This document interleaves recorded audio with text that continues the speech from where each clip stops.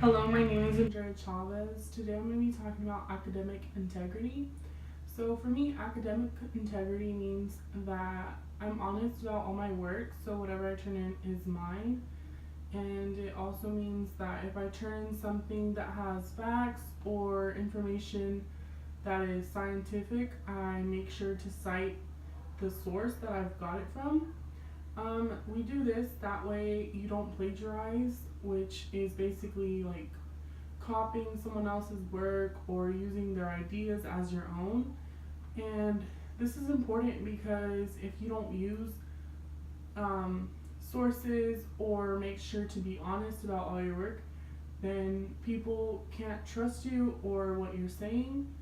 Um, so we're in a classroom, and when people read your post or your discussions, they're reading it from you, so they would assume that it's your information. So that's another reason why it's important, because you don't want people reading your stuff if it's not really yours.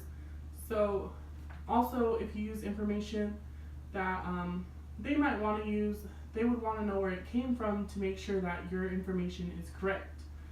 Um, so academic integrity provides the speaker trust and the knowledge that it's their own work, and also um, it provides them with credibility, so we know that they're telling the truth, and we know that the information they're providing is real and it's not made up stuff.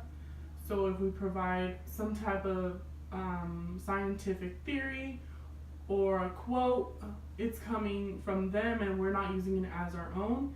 So we would make sure to provide the reference, such as the book we got it from. That provides academic integrity because people know where you're getting your information from. Academic integrity would be important for the listeners, so they know, me as a listener, I would know that the information I'm learning about is factual. It's not stuff that people are just talking about and they don't know what they're talking about. It also provides us with reference to the information that people are providing us with. That way, if we wanted to, we can go back and look at sources that they've given us.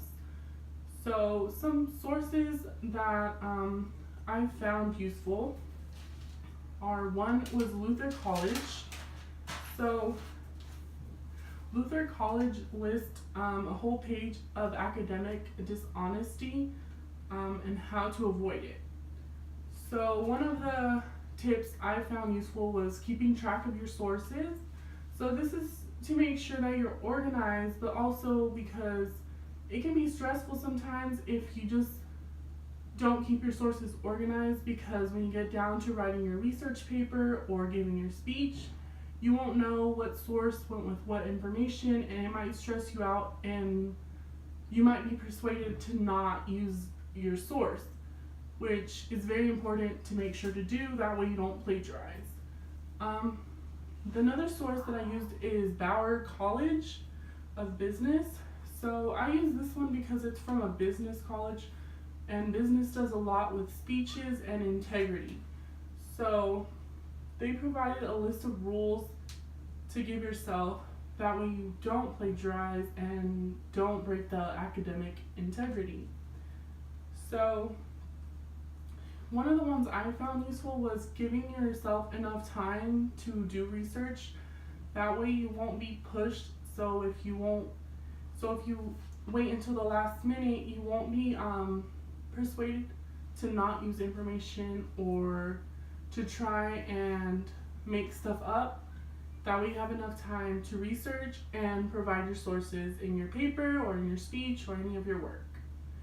So the last one I found was the University of North Carolina. They actually have a writing center, and on their page, one of the tips that they provide is just getting in contact with the writing center, which we have here at LAPU, which I have found really helpful. In one of my first classes, I actually visited a tutor center, and I found it really helpful because they're able to show you how to cite or how to write your paper, stuff like that.